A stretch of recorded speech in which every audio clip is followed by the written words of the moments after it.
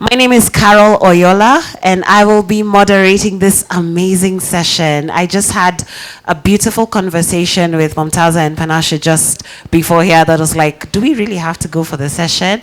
Like, I just want to sit and glean from your wisdom. I am a storyteller at heart. I'm a former journalist, but I think I still consider myself a journalist at this time. I lead storytelling and global engagement at the Aga Khan University. And just because of amazing people who whispered my name in amazing rooms, it is truly an honor and truly an honor to have been called to moderate this session. So when I first saw the topic, I was like, yo, who is going to be accessing ancestral wisdom at this point? And I had the privilege and the honor of reading Momtaza and Panashe's work. But we had such an amazing conversation that I have switched my questions. So we're just going to go with the flow. Sendio, we're just going to go with the flow. Once again, I just want to thank Nairobi Lit Fest because honestly, in these times that we're living in, this has truly been a breath of fresh air. And so it's amazing to see that we're all able to come together despite the heaviness. And I truly acknowledge all of you for being here today. All right, so let me first start by introducing my lovely panelists. And we're an all-female team. Yes to women. Anyway, Momtaza Mehri is an award-winning poet and essayist. She is a former Young People's Poet Laureate for London and works across criticism, translation, anti-disciplinary research practices, education, and radio. Her book, Bad Diaspora Poems, is the winner of an Eric Gregory Award and the 2023 Forward Prize for Best First Collection. A round of applause for Momtaza. Dr. Panashe Chigumadzi draws from Black studies, settler colonial studies, and indigenous studies. She is the author of These Bones Will Rise Again, 2018, a historical memoir reflecting on Zimbabwe's 2017 coup, and several dissertations. And she's just, man, she will blow your mind. So a round of applause for Dr. Panashe. All right, so Panashe and Momtaza, as we were having a chat, we were just trying to break down like what even is ancestral wisdom from the very beginning. What does that even mean? And so I'll start with you, Momtaza. When you hear the term ancestral wisdom, what comes to mind? Or do you challenge even that notion of ancestral wisdom? Well, thank you for your generous introduction.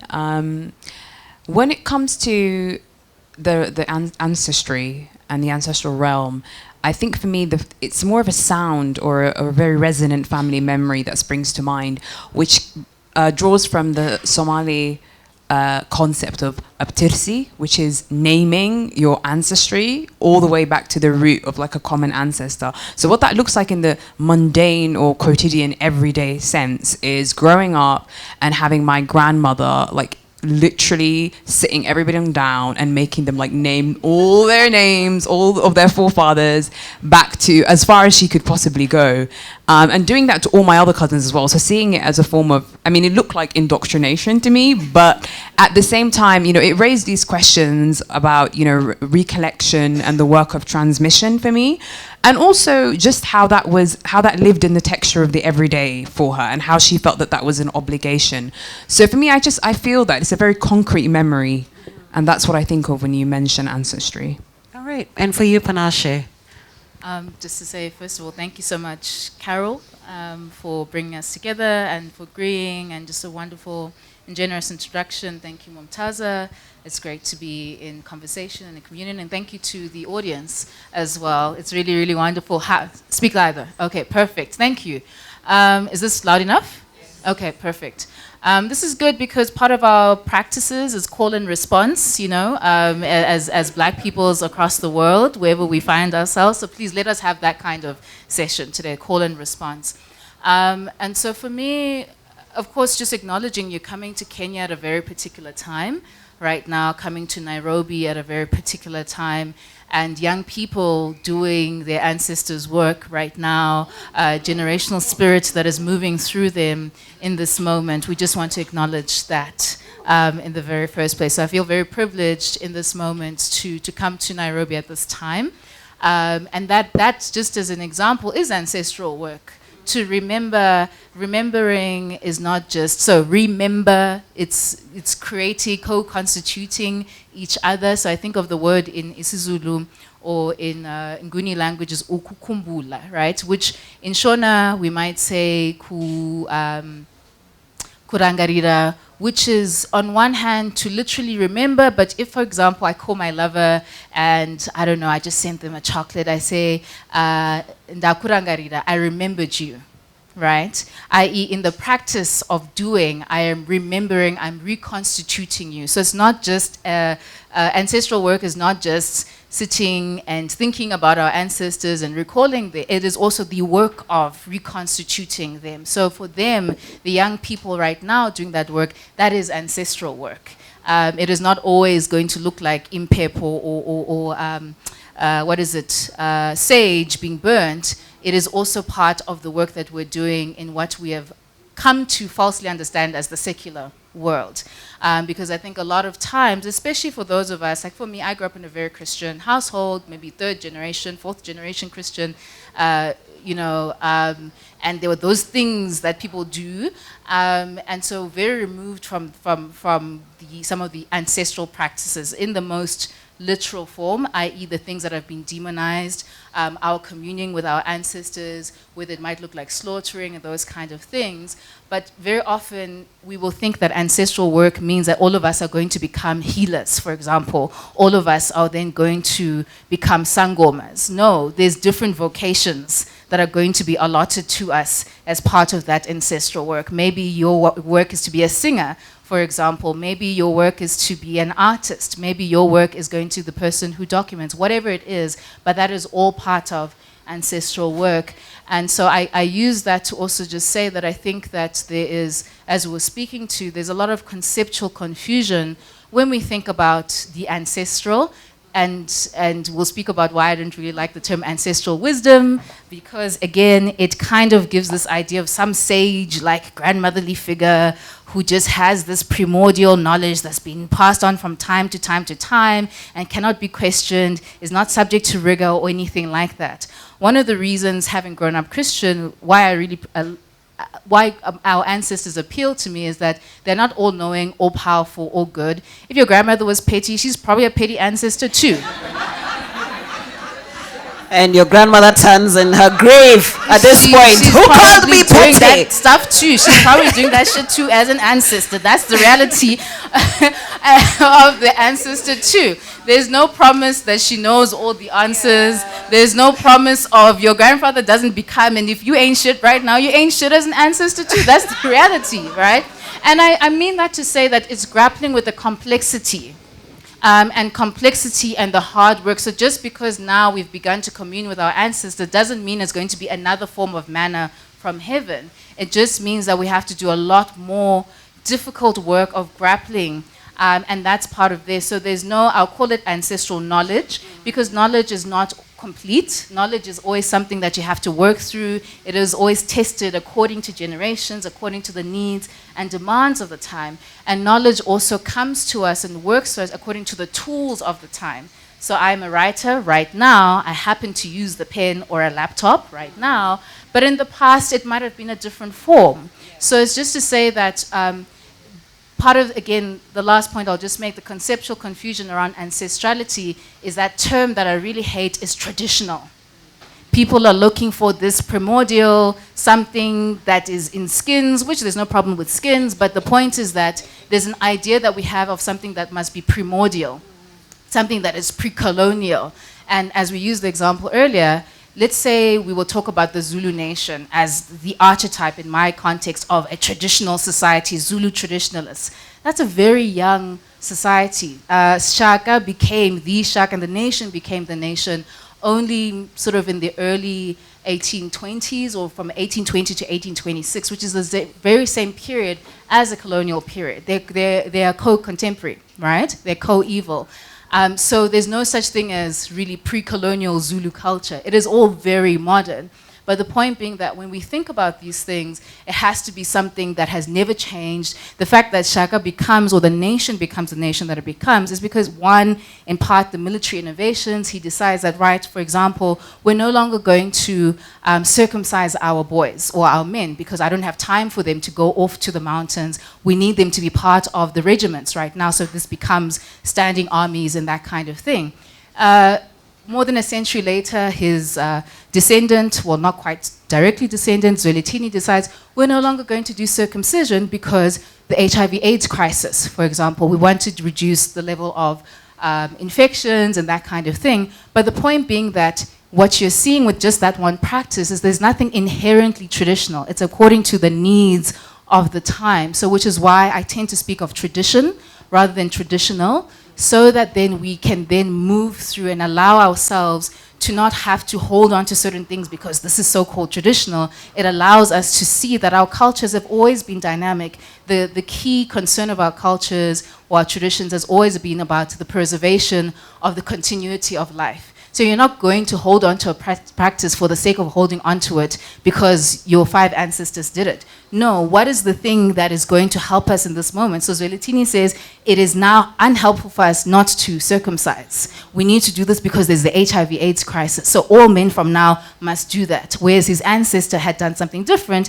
it's time to militarize so we don't have time for circumcision. So just to free ourselves from this idea that if I'm doing ancestral work, it must look like something that was done 5 centuries ago. It's never been that way for any culture, and at least for us as Black peoples. Yeah. And I just wanted to pick up on a point that you said about that extremely contentious relationship with ancestors. Because for me, I also never bought into that woo-woo sort of, the kind of benevolent matriarch foremother, that sort of, and I felt that the relationship was a bit vampiric or parasitic. And I did feel like if I fed into it too much, it would also lead to a kind of creative and critical stagnation. So even with the work that I've been doing, which isn't really just like synthesizing research into creative practice, it's also like a life's work. It's all the conversations I have with younger people, older people, and as someone who, you know, I mean, I suffer deeply from like oldest daughter syndrome, which is I'm the bridge. So I've always been that sort of figure,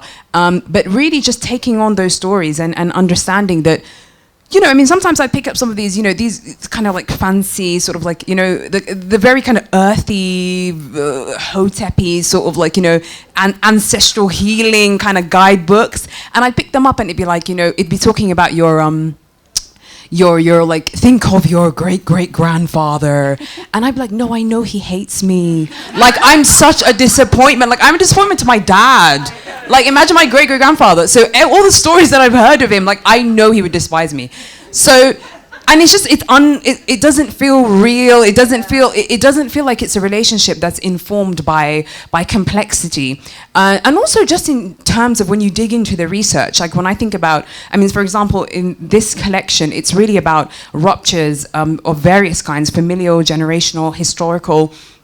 But when I think about how, for example, the histories in the Horn of Africa, how you have like these periods of great flux and tremendous change that wrenches people out of their lives and out of their positions and their context and who they know themselves to be. And I think of these central figures, like, for example, you have like the Somali nomad, but you have the pastoralist, you have the people living in the riverine regions, you have then you have the British administrator coming in, the Italian planter, you have all these different movements, the traders, the whole Swahili coast, the sort of the movements that have informed the cultural landscape there. So when I think of like a moment like 1899, where you have like the dervish movement that emerges resisting against the British occupation in different parts of what will become British Somaliland, and you have these interactions where by, let's say, 1908, you have that being completely crushed in so many ways, but lingering in fragments, and then the Italians coming, and then you have this, again, this fascist expansion that has taken root in Italy, in Europe, that is now being exported and formalized and institutionalized in the Horn of Africa. and how that in many ways recruited Somalis. So you have Somalis being recruited into the police force, you have the fascist state learning from all the ways in which we've demarcated ourselves in our own societies, and then giving people these kind of like this very class, like this very structured roles. You do this, you do that, and also inaugurating this plantation system as well, which exploits, you know, minoritized groups that have already been exploited for so many other reasons, you know. And really, when you think about all of that, it's like those people were my ancestors too. Those ops, those snakes, those collaborators, like they were my ancestors too, you know? Full disclosure, my granddad was like a police officer at Mogadishu, but Mine you know. too. Well, there you go, you know. Oh, look. But I like to think the relationship to the police may have been different back then, but you know, whatever. It's just to let me be delusional. So it's that kind of thing of like, who are you claiming as your ancestor? Who are you disavowing as your ancestor? And I think sometimes in the immediacy of like the nuclear family, that's easy to understand. You're like, you know, that's my evil grandma, you know, I get it, you know. But the further we go back, the more romanticized the relationship becomes. And that's like the archival turn that we're in now that you mentioned as well. Like this, I work a lot in the art world, and like the obsession with return to the archives, and, you know, we're going to find what we're looking for there. And it feels like its own form of plunder. And I felt very uncomfortable sifting through all that, and also my anxieties as well, because I have a very anxious, attached, you know, relationship to my ancestors. So sifting through all of that and trying to see what comes out of it, what little nuggets of meaningful engagement I can glean, because ultimately there is a reason why I keep returning to this, you know. There is something that keeps pulling me back, and it's not just emotional, it's not just, you know, indulgent. It's I'm trying to understand my place in the world, I'm trying to understand my obligations and my duty, and also the role I'm going to occupy as well as an ancestor, which feels like a far off thing, but actually no, you know, it's something that will happen, and you start the seeds now. Yeah, I know. You need to like, whoo. Yeah, you let pressure. that sigh out, and I was like, yes. No, yeah. I had a taste of that before, so at least I've healed. I'm moving on. But before we get to archives, because I know that's also another topic that we want to get into, you've mentioned about research. And, you know, the theme generally of Nairobi Lit Fest this year is about alternative knowledge systems. And I think that's why we're talking about ancestral wisdom or knowledge or whatever about our ancestors. But what's that connection? Because both your work is heavily researched, and you've gone deeply, not only into, you know, what the colonial times, but even before that. So what's the link between the research and the ancestry places? What connections can you make, and especially from the work that you've done, both Panashe and Momtaza? So we can start with Panashe. Just a connection between research and, you know, ancestry. Well, let me just start with one aspect, which is just the idea that I think as Black peoples across the world, we are constantly being pushed or turned away. Our heads are constantly being turned away from our ancestors in whatever form. The idea we're always being pushed towards the new, that's a false way, just so but I don't have a problem with the future either. And I also don't want an overemphasis on the past. I think just politically, for example, I do think it's problematic sometimes when there's this idea that, oh, the young generation is going to save us. I think that's a very Western idea in a particular kind of way, that the old will die and then the new will be born and it will be fine. You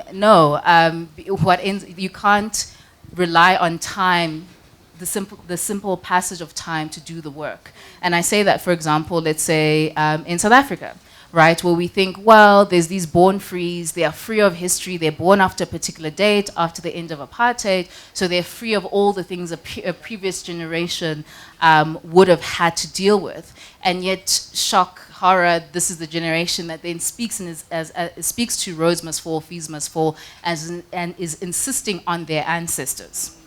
All right, and saying that, yes, we might be of a particular generation, but the practices are drawing from ancestral memory or a historical consciousness. That actually is the term that I sometimes prefer to use, is historical consciousness.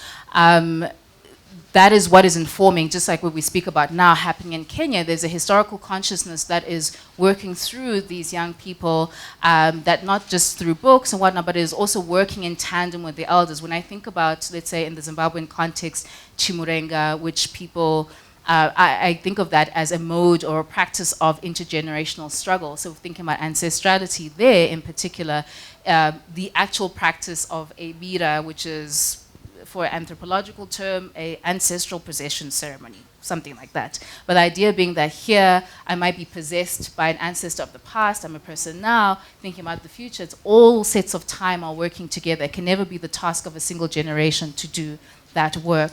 And so when I think of my own work as in research or as a scholar, as an intellectual, it is always about what are the genealogies, what are the traditions that I'm working through. And particularly for Black people as intellectuals, there's always this idea that whatever it is that we're doing has to be through a particular mode. We've been bequeathed a particular memory, a particular kind of historical consciousness that is the objective consciousness. So, for example, in the various historiographies of nationalism, there's the mode of what our ancestors first did is primitive resistance, right? Primitive resistance is military resistance. Then there might be proto-nationalism. Then there's high nationalism, when they're finally working with the trade unionists. Now they're finally, thinking about Marxist theory and whatnot. And this is the objective mode of struggle. And in particular, let's say in Zimbabwe, those of you who know Terence Ranger, for example, a lot of these white historians come from Oxford, and it's like, well, I've bequeathed you your memory of your ancestors. But, well, actually, because he went and did some archival work around what had happened in previous struggles. But people say, well, actually, we've been singing about Mbuya Nehanda for a very long time. We've known that history for a very long time. We didn't need you to write that down for us to know that history. Thank you for writing it, but we've been new, right? We've known this for a very long time, and that is what is informing our struggle before, let's say, the trade unionists came to come and organize us in a particular kind of way. And so then as a working within a particular mode as a professional historian, because we've always had historians, I just want to give a particular, to just make that distinction, that is nothing new that I'm doing. It's to then be humble to the fact that there are genealogies that are not always going to be captured by so-called professional history. There are lineages and there are modes of doing history that precede and have continued.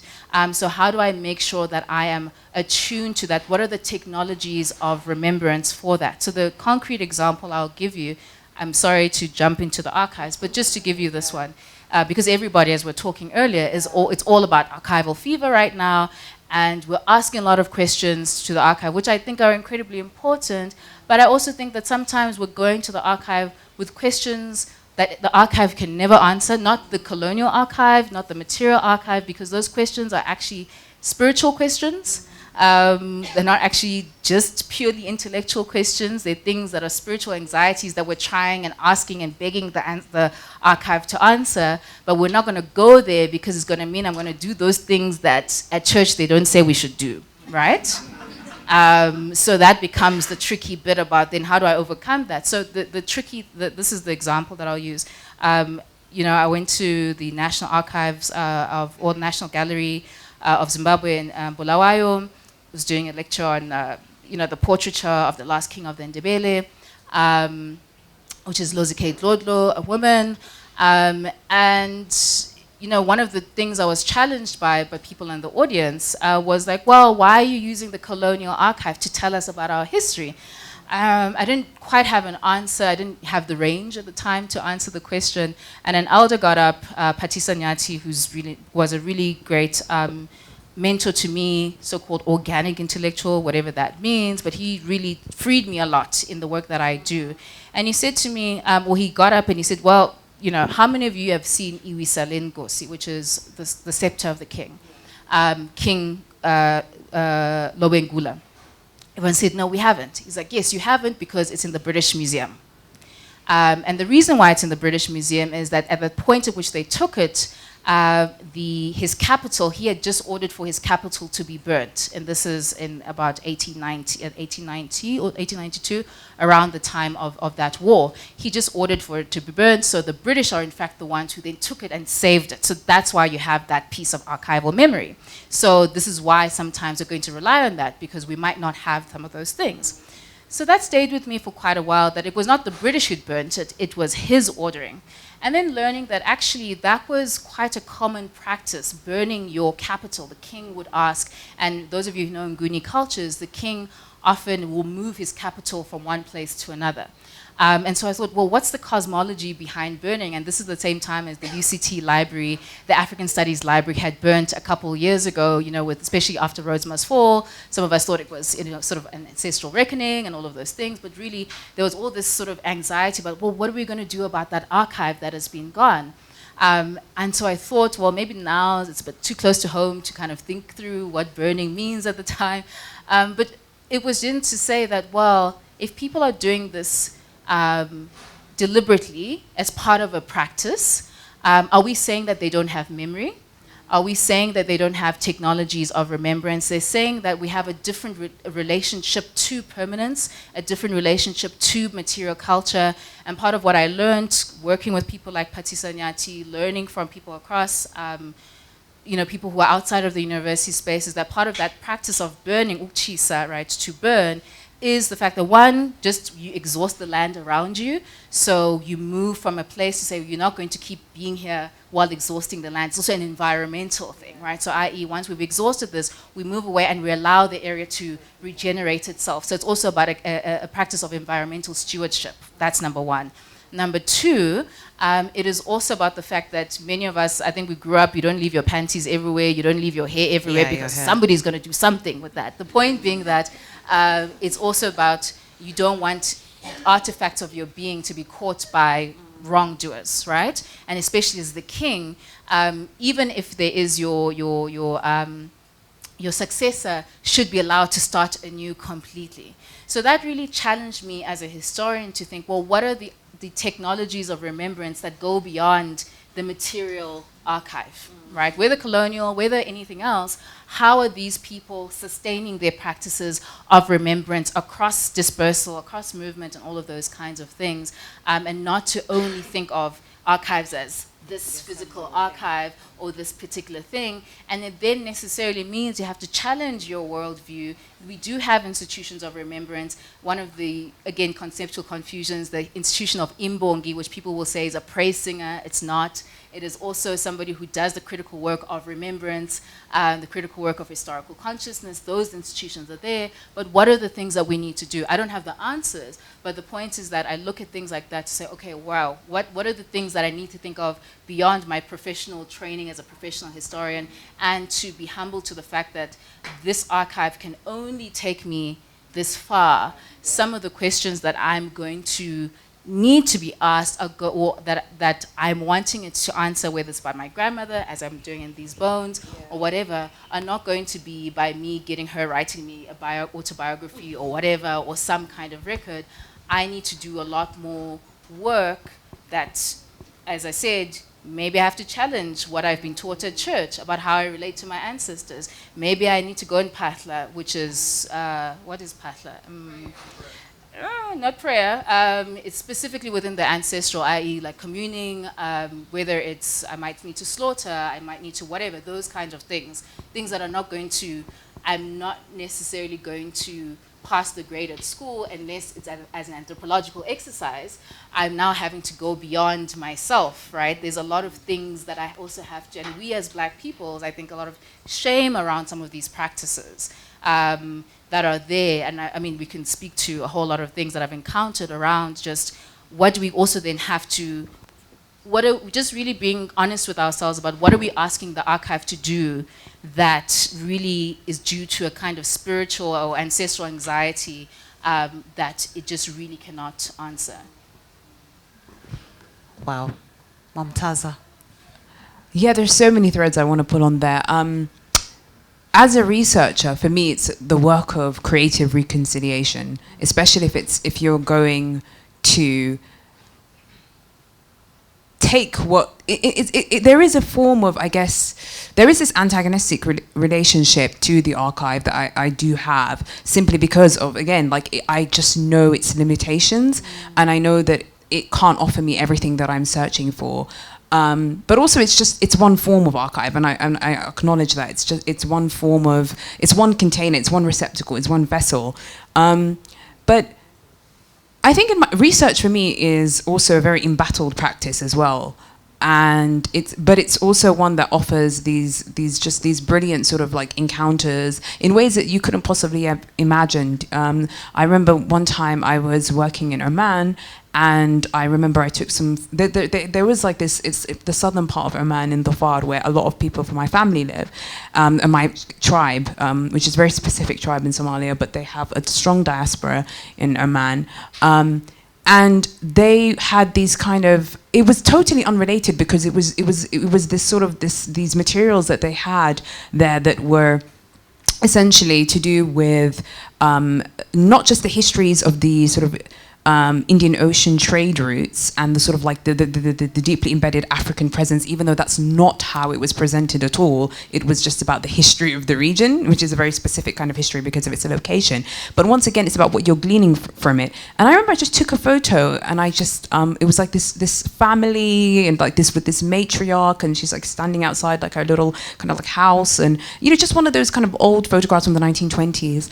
And I just remember just the name. There was like a little bit of a similarity somewhat with my friend's last name, and I just sent it to her, and then she just showed it to like her dad, and he was like, "That's like my great grandma. Like, what is this photo doing here?"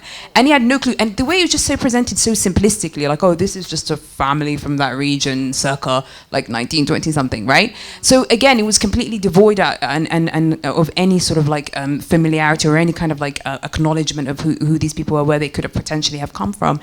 And she had, up until that point, did not even know that she had roots in that country in any shape or form. So that's why it was very wild to her. How did they end up there? Kind of sort of circuitous sort of nature of diaspora. But yeah, so there are these surprises. But I think when it comes to like, how do you relate that to, let's say, a poetic practice or a creative practice or whatever? For me, poetry isn't just a space for expression and for the kind of inner fulfillment you find in that. It's also a space for interrogation. And I'm very much drawn to poetry that has that sort of these echoes of deep thinking, just resounding throughout the words and throughout the kind of the sounds and the resonances. But also, I think poetry for me is a scalpel as well. It's where I turn to when the questions, like you said, are not to be found. They're not going to be found where I perhaps would like to find them. And obviously, there is this very, very embodied relationship that Somalis have to poetry. So you cannot deny that link. It is how so much of our, I guess, our priorities, perspectives, problematic emphasis and definitions around, let's say, what we consider to be the meaning of duty, sacrifice, obligation, lineage, belonging, all of these concepts, we understand them through the poetic realm, right, through that vernacular. And that's not something I have to say, I've inherited that in a very sort of uneven way as a sort of diasporic, subject. But at the same time, it's there. It's like, this is what people use to understand the world. This is what they use to theorize their own lives, right? It's poetry. And the weight of that as well. And also the position of the poet or as an elder. Even if they're like a very young person, like they're very much respected.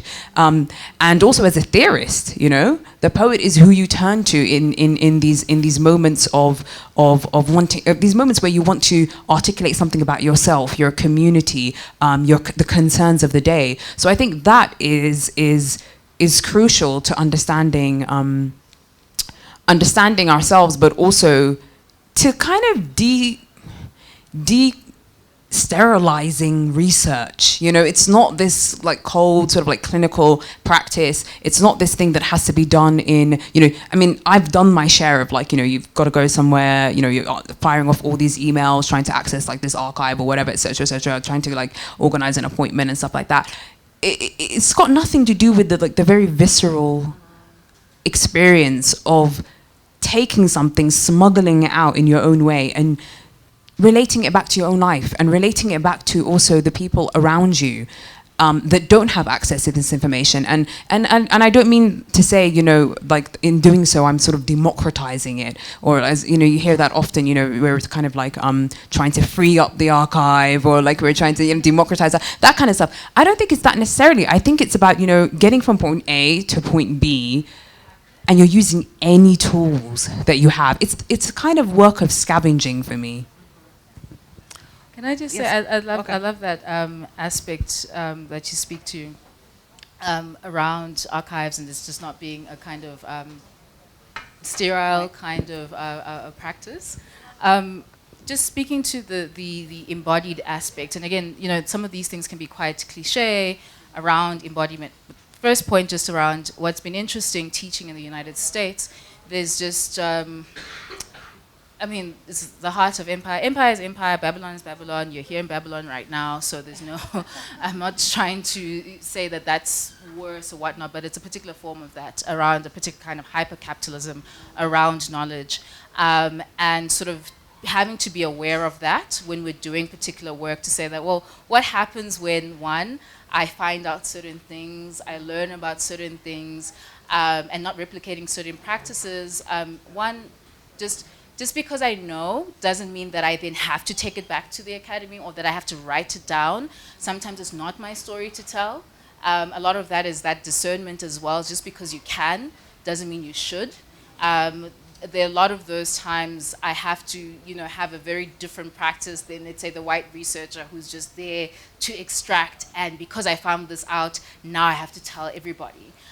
You know, the number of our things, that's why in many of our societies, we have many secret societies, many places where knowledge is only supposed to be here in a very particular place, only for certain people. So just because you, and that's part of the practice of stewardship, just because I know does not mean that now I must then go and, you know, bring it out for the world. Yeah, I think that kind of humility and restraint is also, you know, in Shona, when we speak about Ubuntu, for example, one of the central practices of it is kuzhibata, to hold yourself.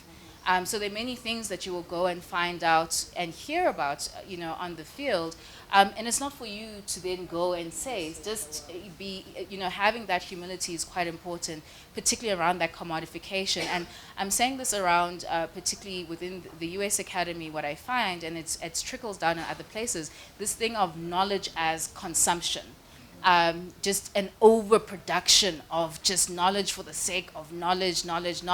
Our ancestors, and quite literally us as Black people, are those bodies of knowledge, not as a metaphor, but as the fact that, you know, it is our Black women's bodies that created the field of gynecology, for example. If not our actual indigenous knowledge, it is our bodies that have been experimented on in order to create so-called modern science, Western science, and that kind of thing. And that's the extreme example of just because you can, doesn't mean that you should. There's a body in front of me, so therefore let me do what I want to do with it. And so I think that kind of critical relationship, and I see it with my students, where I think, wow, the kind of resources and access that you have, but the questions you're asking me, man, like, and I say this to say that that kind of way of just consuming knowledge that doesn't actually transform you in any kind of way, it just becomes an additive kind of way of just consuming to consume. In our libraries, we have everything that you possibly could want, which here in Nairobi, you will not be able to find anything about your ancestors. But I bet you, if you were to go to University of Minnesota, go to Harvard, it's all there. But does that actually transform those people? No, it doesn't.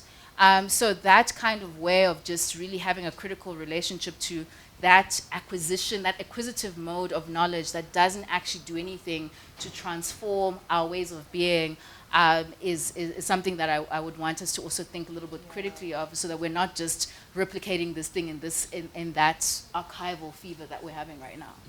Okay. Yes, you can clap, by the way. It's okay to clap. I know, it's so like deep, and like you just, I mean, sorry, sometimes I zone out and I'm just like in it, just listening. But before I open it to the floor for questions, I want to talk about the intergenerational thing we were discussing, and you've mentioned a bit about it, both of you, about where we assume we can only get this knowledge from this 60-year-old matriarch who is standing in her grave thinking, did you just call me petty? That great-granddaughter there. Anyway, but what is that whole intergenerational thing? Because you mentioned you're learning from your students as well. Momtaza, you're speaking to Africans in the diaspora as well. What does that look like, and what are some of the barriers to accessing some of this knowledge intergenerationally? Momtaza, we can start with you. I think for me, there can be a kind of fetish made out of the intergenerational, particularly if you work in like the art sector. It's like widening access, reaching young people, that kind of stuff, as if it's just like, just go outside and talk to someone on the bus. Like, it's not that deep. It's not like, so it is, you know, it can get annoying when we sometimes come, like, you know, we use these words like bludgeons sometimes, and you have to get back again to the roots of it all, and to think of like what can unite us can be curiosity, right? And curiosity about each other, right? And there's something tragic when the old are not curious about the young, and the young are not curious about the old, and when our lives become foreign to each other, which is something that I've always been deeply, deeply invested in, the work of demystifying our lives, right? Because and again, I'm going back to what you said, you know, what's the point of knowledge if it doesn't transform you? And for me, reckoning with the ancestral has always been not just a space for, not just a way to sort of perhaps reach closure, because that's never really going to happen. It's really going to only lead you to more and more irresolution. So how do you learn to live with that? Because if you can't really live with that, then you can't handle life, right? Uncertainty, irresolution, lack of closure.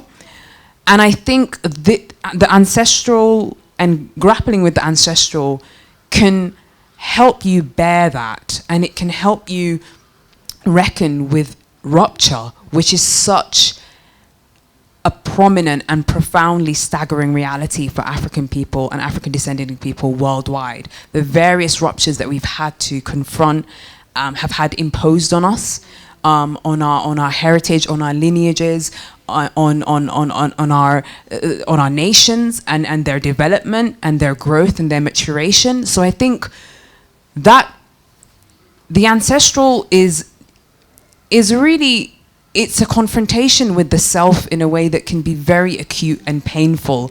And that's why I've never really understood why it's sometimes, particularly these days, you know, going back to what we've kept saying time and time again, it's been so defanged.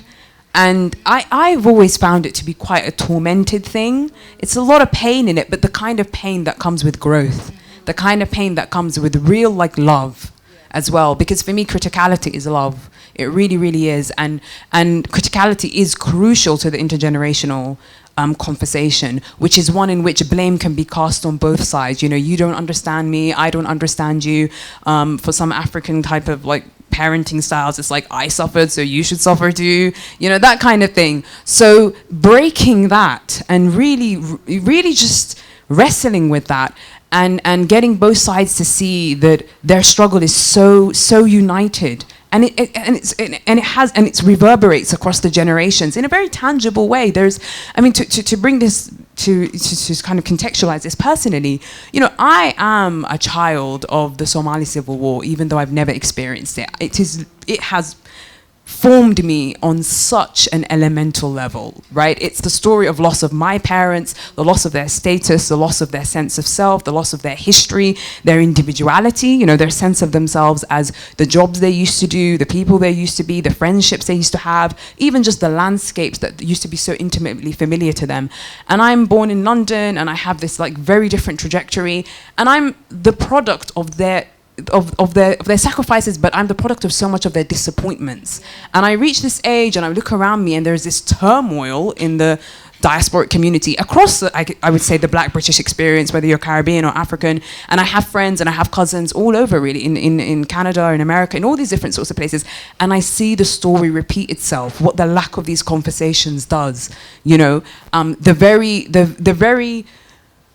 the traumatic manifestations of that loss in the younger generation, and all the things they turn to, you know, and the ways that in which living in hostile white supremacist context just aggravates that even more intensely. And yet there's no language for them to turn to when it comes to speaking to their parents. And so much of the loss is exacerbated because of that.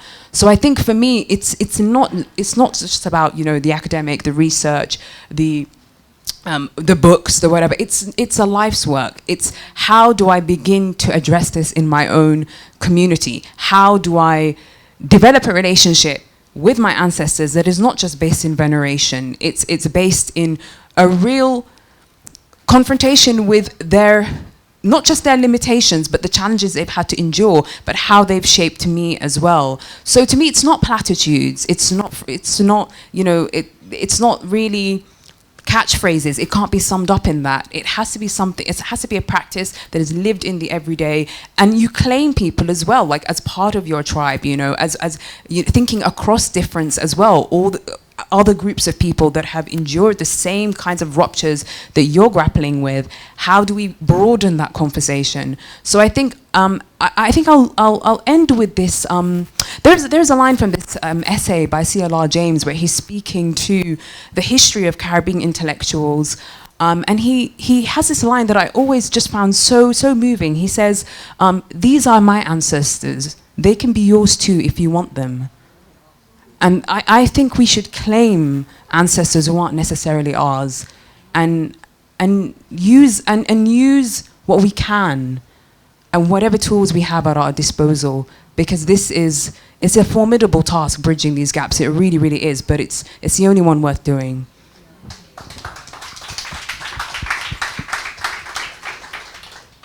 That's really profound, Momtaza. Panashe? There's a lot here, and I'll go back to what I started with about what was appealing for me, and why we see, you know, in South Africa, you know, it's not uncommon, and which is different from Zimbabwe, for example, where you might see someone wearing a particular kind of a cloth or have something in their hair that would signify this is a gogo. I.e. this is a healer, this is a sangoma, this is, you know, and it could be a professor, a political analyst, you know, people like, if you, those who know, or Gogo Aubrey Machikli, for example, very well respected. And I say that with all the baggage around that, someone who quotes Shakespeare and whatnot, and all of a sudden, Gogo he's become Gogo, right? And that's common to see. Whereas in Zimbabwe, for example, these are things you do in the corners, right? It's not the thing that we can bring. So it's very common in South Africa where, like, you know, it'll be the it girl, would be in the Sunday World, you know, page 2 girl who then speaks about the fact that right now I'm twasing, which means I'm going through the process of initiation and that kind of thing. So there's a way in which there's a little bit more destigmatization, and it kind of has a kind of fluidity, which you don't always have, let's say, in somewhere like Zimbabwe. And it's been interesting. So then, to the extent that then you'll have people like, you know, my parents will be like, you know, wow, God, it's a trend. This seems like it's now fashionable to become, for these young people to become sangomas and whatnot and that kind of thing. But there's something interesting about it. So I'm saying this to index a kind of generational movement around returning or coming to our ancestors that's happening in what it looks a particular way in South Africa, for example, where people can be a lot more open. You see that in the visual arts world, for example, people speaking to and openly speak to the fact that, yes, I'm a visual artist, I'm also sangoma, I'm also this, that kind of thing, where it's not so much the kind of, there's a lot more of a binary in Zimbabwe. But it's to say that across the world, there seems to be the sense that, right, there's that kind of desire to recommune with our ancestors in a particular kind of way. And for me, part of that, let's say, I would say it's often been a kind of imposter syndrome sometimes. I'm like, can you hear how I speak my language? Can you hear, do I speak it properly? Like if I'm like, you know, there'll be a lot of speaking to, people speak about Matuke, the 2000s, or the millennials, as we call them in South Africa, who will speak to the underground gang, right? The way in which they'll speak to their ancestors and the kind of incongruities around that and that kind of thing. But the thing that has helped me throughout my own journey has been reckoning with a lot of the shame that a lot of us feel, a lot of the stigmatization that we've gone through, whether it's through church, whether it's through our families, all these different kinds of ways, and just the deep fear of the unknown, is to really come to grapple with your ancestors will find you with where you are. Exactly as you are is where you need to be. You don't need to go to, you know, some sort of, I don't know, again, as we keep speaking to, there's a way in which we're looking for it to look like some pristine, primordial kind of space, but as you are is where you are, the space that you find yourself in. And what has helped me to be able to get there has been the fact that reckoning that these are people. As I said, if your grandmother was petty, she probably is a petty ancestor too. There's not this idea that she is going to be, and for me, particularly around this demand for perfection, this demand for a pristineness around ancestrality that then gets in the way of us grappling with, as Momtaza is speaking to, that complexity, that communing with your ancestors does not mean that now you're going to get all of the answers, now you're going to get resolution around all the family issues that you've been dealing with at that very personal level. It often means is resolution. You're also dealing with their pains as well. You're also dealing with the things that they struggled with. And you know when people say, I am my ancestors' wildest dreams, or like maybe your ancestors' dreams were kind of limited. Maybe your ancestor, you know, and no, what I mean by that is to say that you're saying, oh, no, because our ancestors were not all Kwame Nkrumah. Sometimes your ancestor was the Askari. We just spoke about the fact, right? Sometimes they were that. And you have to deal with that complexity about what then pushed them into that particular position. What were the choices that were they faced with at that particular point in time? That's really grappling with and looking at your ancestor in the eye. It's not looking for some courageous, all-knowing, anti-colonial heroine who understood and was definitely against the colonialists. Maybe they were the collaborator. Maybe they were the one who sold out the revolution. That's what you also have to grapple with, because there were people. Right? I've met a lot of people with those ancestors. Pardon? I've met a lot of people with those ancestors. Yeah, and we might be that person too. What happens when you find that knowledge out? What do you do with that, right? You might also be the ancestor that your descendants also look back and be like, hey, I don't know if I want that person, right?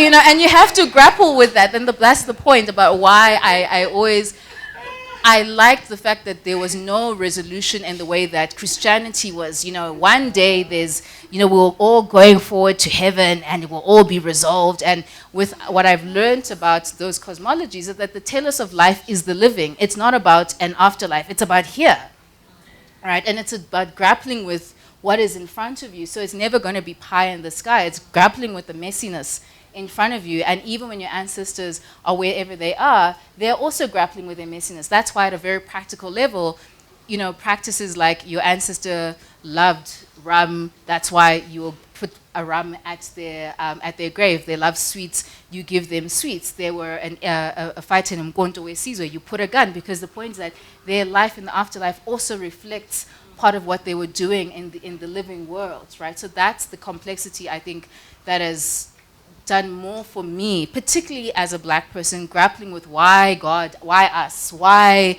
the calamity of the last 500 years. I know my ancestors are also grappling with that. We say in Zulu, Sikala Sibaningi, we're all crying, right? So I personally find more comfort in that irresolution than something that is promising me something out there and this will always be done. But the last thing I'll just add around this embodiment and memory and embodiment is around dance. So for me, as a historian, again, obviously we use documents and that kind of thing, it's writing. And what has been really, everybody who knows me is always going to hear about me speaking about why Black South Africans are the best dancers in the world and all of those things. But part of what has been really interesting is seeing, for example, you're talking about Amapiano right now, and you're seeing young people and the modes of dance, and what the genius of Black South African dance in the particular way is the Bantsula. It's a very particular mode of dancing that has had a resurgence. And it's always interesting watching, Instagram, and you're seeing a 5-year-old who's just getting the moves and just doing this. And it's like, well, that genre of dancing began in the 50s. Who's teaching this kid how to do this. And seeing kind of a particular embodiment, a kind of memory that is moving through, and the ways in which memory, that child will not be able to tell you that the Bansula comes out of a very particular form, the criminalization of the black body in the 1950s, in 1948 after the Group Areas Act, and Kwela comes from the fact that the police officer is saying jump into the police van, and it's the aestheticization of the black body under subjection, blah, blah. But that kid is doing that. That work, as you were saying, Momtaza, about the theorization, that black people will constantly have that critical practice around what is happening to us. We're having a critical engagement. So again, for me, I work as a professional historian, but knowing that sometimes the work, the form that I'm using is utterly failing to do what people are doing so brilliantly. I see that form. This kid in Soweto is 5 years old, dancing a form that was, 4 generations ago with Miriam Makeba. They're theorizing pata pata, touch touch, which is police pat down, all of those things. They're talking about police brutality. Why in this moment does that have that resurgence under the pandemic? What is it about kids all of a sudden returning to a form that was about theorizing in aesthetic form, the black body under subjection? Did they necessarily have a conversation with their grandmother about that? I highly doubt, but there's something that is being transmitted through a form of embodiment. And so those kind of forms I always want to be humbled to and be taught by as different technologies. It's not about making a false binary that, writing is this only colonial form, or the embodied is the true realm of black people. That's also false. But it's to say, how do I learn from these different ways and how people are doing knowledge work, memory work that might not be about, Granny, please tell me in 1955, where were you? Can you show me photographs? Can you do this and this? Because that's often what we think of when we think about the work of memory with our grandmothers, right? I know that I have to say that was my starting point when right. I was very young. I did the whole tape recorder classic. Tape recorder, whatnot. That's how a lot of us would then think, okay, right, we need to go sit down with our granny's stories and that kind of thing. And for me, that work has often meant that, okay, it's just presencing, right? That it's not going to be me. I mean, one of the works that I've done is about hearing the silence. It's not about, hey, please tell me this, I have an interview with thing. No, part of, especially when I worked with visual arts and a lot of the performing arts, has been to learn that if I have questions, if I want to know, it's not, hey, I've got an hour, so can you go through this questionnaire? It's like, okay, I'm going to spend a week with people. I may or may not get any answers. They may or may not say anything to me, but what does it mean to actually be part of that lived experience with them and be humble to and move away from that kind of regimented way of trying to extract knowledge from people? And again, the last thing I'll just say is that even if they decide, let me tell you about that story when that officer did X, Y, Z to me, then that might not be the story for me to go and tell. It's also for me to sit with that and to respect that it's not the story for me to then go and blast in my dissertation and for me to now be the expert on women's experiences in Nairobi 1956, right?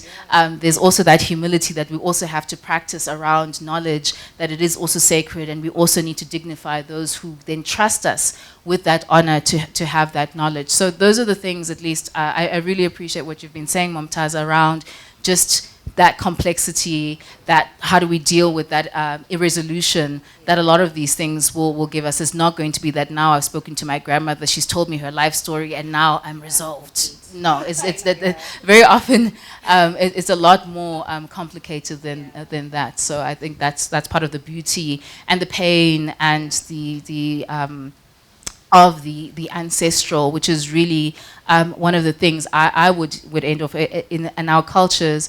I love what you're saying about the fact that the young poet will be seen as an elder. It's very much embodied, but it's also beyond the body, in the sense that very often in our ancestral practices, the elder might come and speak through the child. And the idea being that your being an elder is not on the basis of your physical body, but it is what we can see, or rather we can ironically see the spirit moving through you.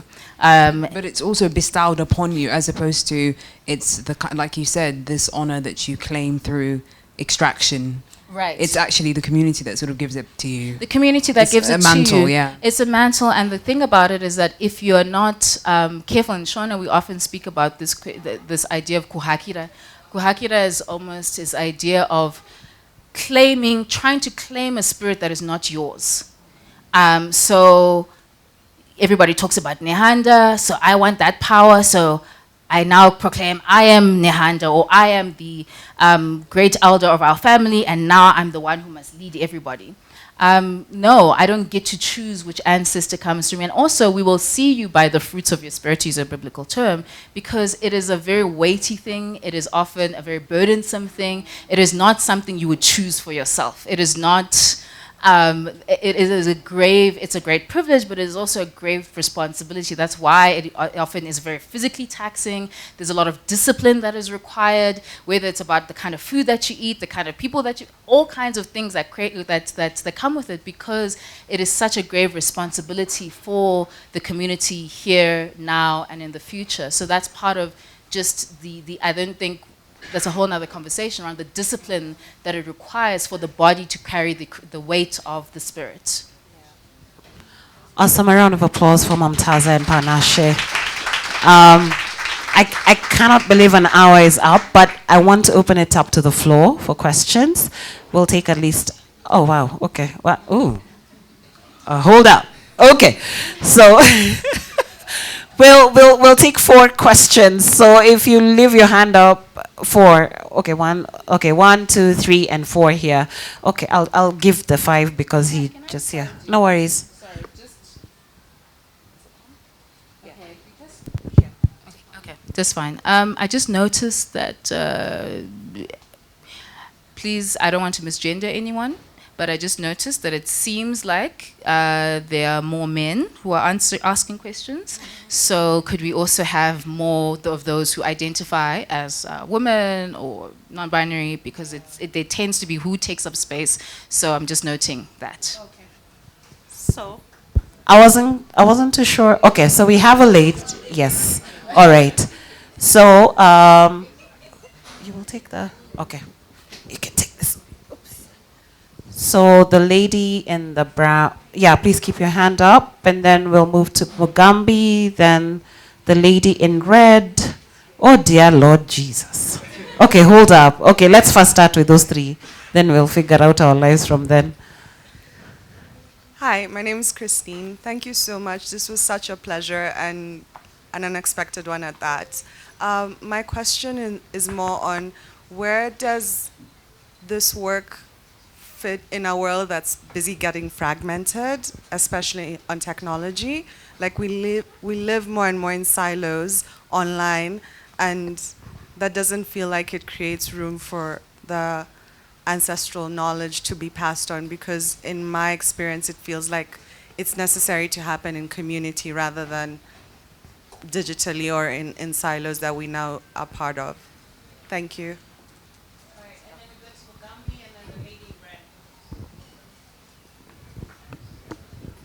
Thank you so much for this talk. I think I speak for many people in the room when I say I feel so absorbed in communing with the ancestors now, because I think I was going about it a little bit wrong. My question is very quick. My father has dementia. He's still very much with us, but we have lost him in many ways, and more we're seeing him as something of an ancestor.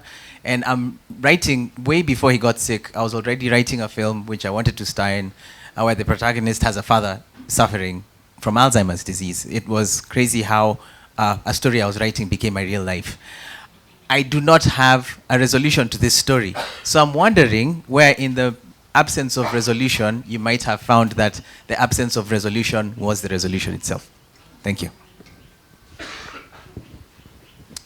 All right. So I have more of a comment. To the point of accessing ancestral wisdom, knowledge, and the archive, right? For me personally, through my own experience with Ubugoma, I understand it to be more of a lived experience. And I just wanted to highlight that because it is in the song, it is in the dance, it is in listening to the elders. And one of the things that we kind of briefly touched on that I also want to highlight is with my own experience, be it from the West or America, right?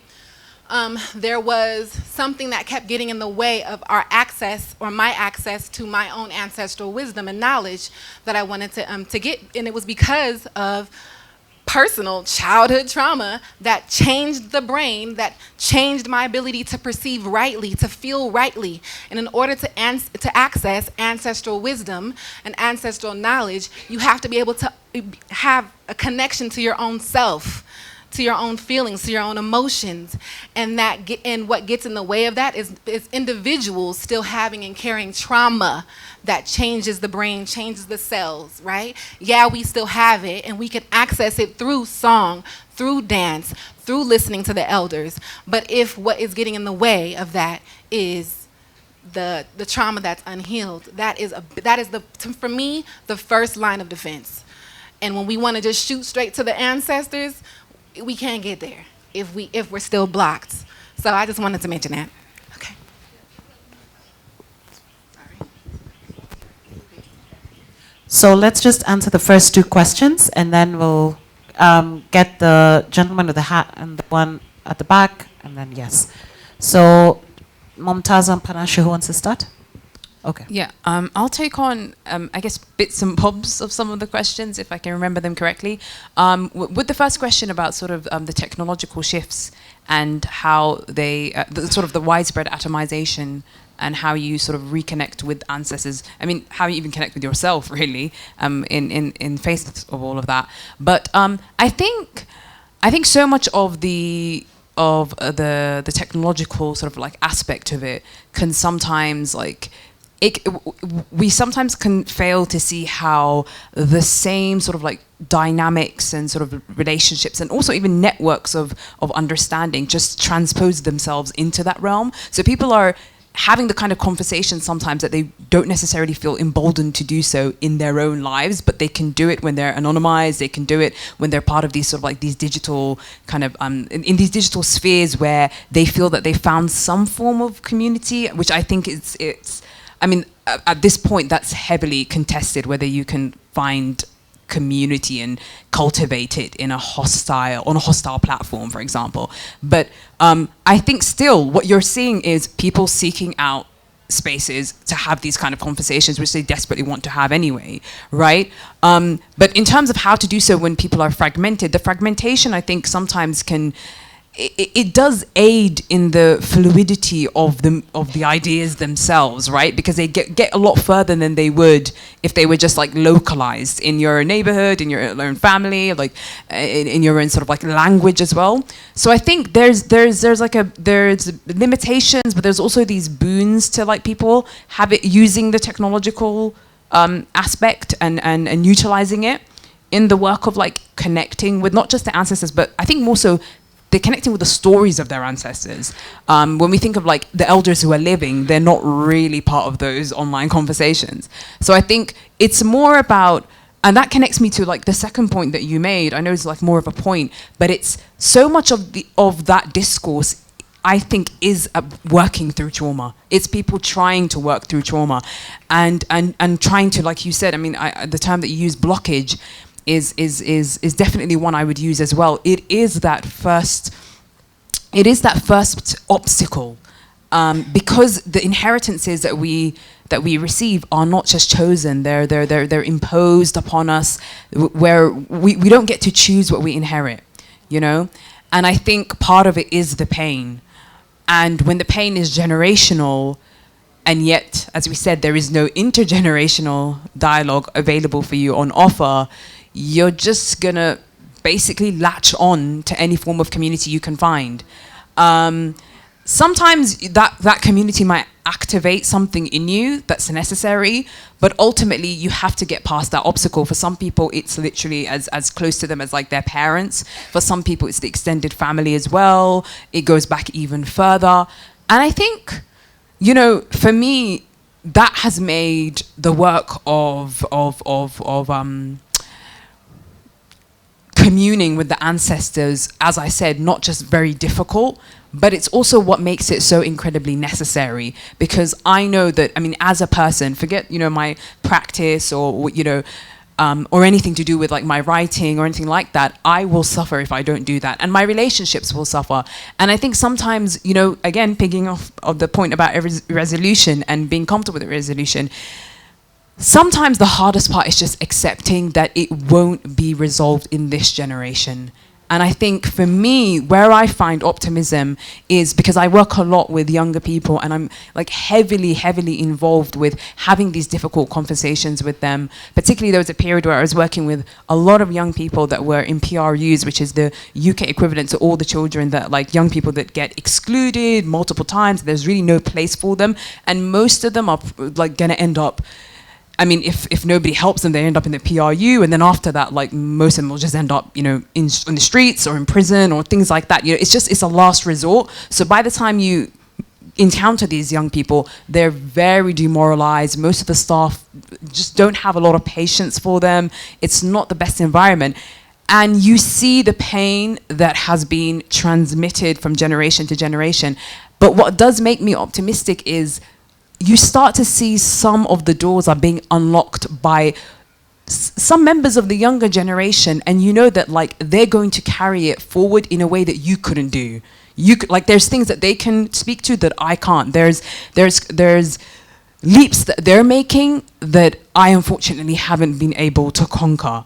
I think there is something tragic about that, but it's also bittersweet, because I think for me personally, there's stuff that, you know, it happened. And it happened that way, and there's nothing anyone could have done about it. And I say this particularly as somebody who's thinking of the context of the Somali Civil War and the chaos that followed. I think it's just, and I'm not a big fan of the redemptive mode. I have to be honest, it's not my temperament. So it's hard for me to find redemption in suffering. I'm not that kind of person. I'm very insistent on, no, it didn't have to happen, and it did not make me stronger. I don't believe things make us stronger. You know, I don't believe we should have had to suffer it at all, to be honest. And for that reason, it's really difficult for me to swallow the fact that there are dysfunctional elements of Somali culture post-Civil War that are just truly so born of trauma. And they do not resemble the generation, the pre-war generation that my parents belonged to. It's like this switch flipped, and it created this extremely embittered, wounded individual. And I see that in the cousins and the people that represent, and my family members that did not get a chance to get to the West or to escape the war. I see the way they are, and I'm like, this is, you know, and even recently, I mean, just to sort of, I don't want to take up too much time, but these revelations come time and time again. Recently, I found out, and I really do mean recently, like as of last month, I found out, you know, the way you just like the trickle, drip, drip, drip feed of information. I always respected and truly honored my father for his reaction to his dad being killed in the Civil War. So his dad was murdered in the Civil War. He's an old man, and my dad was living in Saudi Arabia at that time, and it was the single, I think, most transforming event that happened in his life, because my mom says he just like changed overnight. He just became this very stoic, emotionally closed off parent, which again informs the way I was raised. And his father was killed and ambushed, and he's also belonged to a minoritized tribe that had nothing really to do with the Civil War, and that's why he thought he could just stay in his hometown. But he was murdered. And I remember my father was very, very, very anti-tribalist. He did not have any hatred in his heart for the people that did that, which I found quite exemplary, and actually it annoyed me because I was just like, you're just too righteous. But he really did not have any hatred, and anytime he heard any anti-tribalistic or sentiment in around us, he would shut it down, and he'd be like, those people, they don't speak for their tribe, and the other members should not, you know, answer for their crimes.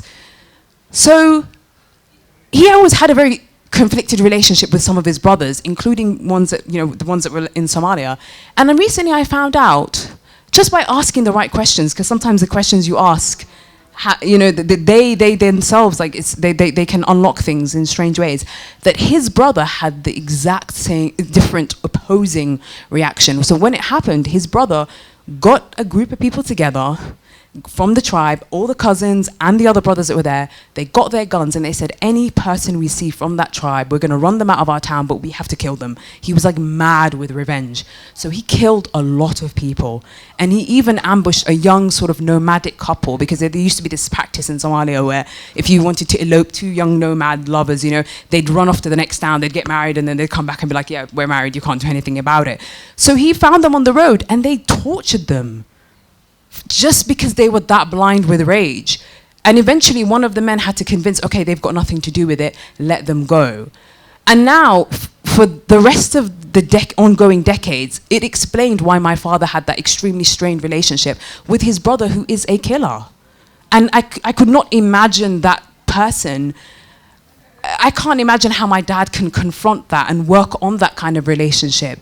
You know, and in a way, it's like that is my inheritance, but my inheritance is also, again, to live in that space of irresolution and understand the fact that, okay, I mean, I can only move forward, but this relationship may never be repaired. You know, that when we're not going back to the past, like it's just not going to happen. But what can I do in my moment? And what can the next generation do? And that's the beauty of, I think, that kind of optimism is in, they can heal the wounds that we're incapable of healing. And it goes on and on and on and on. But if the work is abandoned by a generation, it can't be picked up by the next one. So I think it's painful, and I mean, this is just my own personal way of like reckoning with it. It's through thinking, through writing, and through conversations. Just conversations that I've had over the years with so many people, again, who've been wrestling with these forms of rupture in their lives and learning from each other. But yeah, I mean, it's not really an answer, but I hope it's some kind of balm.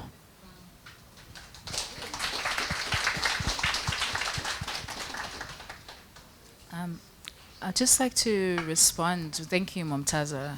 That can't be easy. There's multiple registers at which we're having this conversation. You know, ancestors as metaphor, ancestors as, you know, the actual practices that were that. And I want to just speak to maybe that level. When you speak about the digital aspect and that kind of thing, and why I raised the question, and I've been sort of circling around it, first of all, around the traditional, 2, using the tools of the times, and 3, also just the idea that the ancestors will find you where you are. So just it's a very significant part of it, just the idea, let's say language, right? But many of us don't have our mother tongues in the way that we would like to have them. And you think, well, I want to commune with my ancestor. Hi, good morning, what do I say? Just at that level, when even talking about your living ancestor, can you actually have a conversation? Many of us in our families could not, beyond hello, how are you, have a conversation with your grandparents. That's the reality, right? Because, I mean, we're sitting right now thinking about Ngugi and language and what that just means in terms of just the actual work of just speaking to your ancestor, your living ancestor, what that does. So if you can't even speak to granny who's here, or even your cousin, let alone now think I'm going to speak to, you know, the great, that's something else, right? That's its own barrier. And I think that's not just and again, I think we're speaking about the fact that diaspora is not just diaspora of going overseas, right? It is also the internal diaspora, where in Kenya, with the world's highest refugee population, there's all the displacements that we're dealing with here, right? All kinds of reasons why we've moved from different places as people. So it's not just those things that are happening out there, that internal displacement that we're dealing with, and that we've been dealing with for a very long time. I work on the 19th century, for example, and that was in 19th century Southern Africa, and that was the most brutal period in terms of the number of wars. They set the colonial wars. The British, I work on the 9 Wars of Dispossessions, the longest war period of European warfare in the history of Europeans being in Africa, so since 1492, and that was a whole 100 years of war. So it's unrelenting, just war after war after war, at the same time as the rise of indigenous conquest states. So also picking up on what you're saying, that rupture is not new. It might feel new because it's new to us in our generation, but that is definitely not, we're not the first people to encounter that. And so practices survive and are transformed, and I return to that using the tools of the times, that it starts with the desire, at the very least, to want to communicate. And what I've learned in my own practices, for example, is just to go with just that humility. First of all, you know, Momtaza, you're speaking to a grandmother who's saying, recite your ancestors. Not many people can do that, even on the African continent. Maybe you can go back 5, maybe you can go back 3, maybe you can, you know, and you know, for example, people speak to in the practice of Upatla, for example, that what you do is you start by, when you're communicating with your ancestors, you will start by acknowledging, you know, I'm so-and-so, I'm child of this person, child of this person, child of this person, child of this person. But what happens if you only know up until your grandmother? But there is space for that. There's a space for that incompleteness, in the sense that I've learned, and that really has helped me to say that you can say, there are those who I do not know, and I would like to know them, and I am greeting you even if I don't know. So there's acknowledgement that it's not your failure. You're saying, I want to know you, I don't know you, but I am acknowledged. As far as I can go with what I have, I am coming to you. And I might know that the thing that I'm doing, the practice that I'm doing, is quite possibly not even the right one, but I'm doing with what I have and what I know. Please give me, in time, give me that knowledge. Right? So the point being that you don't have to, at least that has helped me, you don't have to know everything in order for you to then come before and begin that actual practice of, hello, ancestors, this is me. And maybe, yes, you are going to be speaking English, maybe you are going to, whatever it is, but just that, the fact that there's space for that provisionality, and that you can acknowledge and you can say, yes, forgive me, I am just a child here. And the fact that, yes, they are not the elders who would have taught me, but I am here and I'm wanting to know. Please give me and find, there's a practice, and these are things I'm learning. Funny enough, a lot of these things I'm also learning online, right? You find people, so just this question of digitally. So I'm not saying that this mode of doing it is the right way of doing it. It would have been great to grow up knowing, you know, I know people who their grandmother was a Sangoma and whatnot, so they were initiated since they were kids, so it's quite a seamless flow. For a lot of us, it's not like that. It has really just being open, and also practicing a spirit of discernment as well, because not everything you come across, we spoke about this issue of kuhakira, because also a spirit that is not the spirit for you can also be one that is dangerous, it can destroy you. So as we spoke about the fact that not all spirits are good spirits, is a reason why Anshona would say, usatambire mudzimuchiti, usatambire sha wichiti mudzimu. Don't welcome a spirit thinking it's your ancestor, right? They're spirits for different places, so you can't just, once you're going into that, as we said, it's a space of discipline and discernment, right? That's also important. So I have found that even those tools, yes, it might be that you're consulting someone on your phone. It might be that you're going on YouTube, because there are a lot of us. What I do find, if you go on YouTube, there people will say, for example, which one I really love, people are saying, well, I want to go and I want to ask my ancestors, I want help.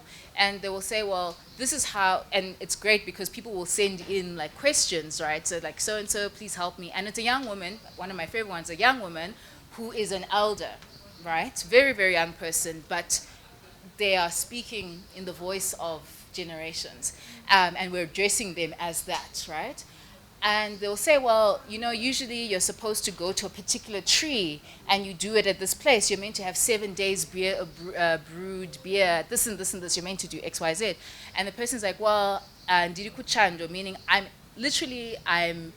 in the cold, meaning I'm overseas. So that tree that you're speaking to that we're supposed to do it is not there. Like, we're speaking of the practicalities. I don't speak the language, the tree that you're asking me, the beer that want me to, I don't know what to do. And they're like, don't worry. Your ancestors also understand. They can see you're not at home. So they're not going to be like, well, if you don't do it at that tree, it's not going to happen, right? Like, they are also understanding your circumstances and the fact that you are doing it out of genuineness and desire. So, okay, let's substitute, right? It's not like, for example, people use candles now, or they use particular cloth.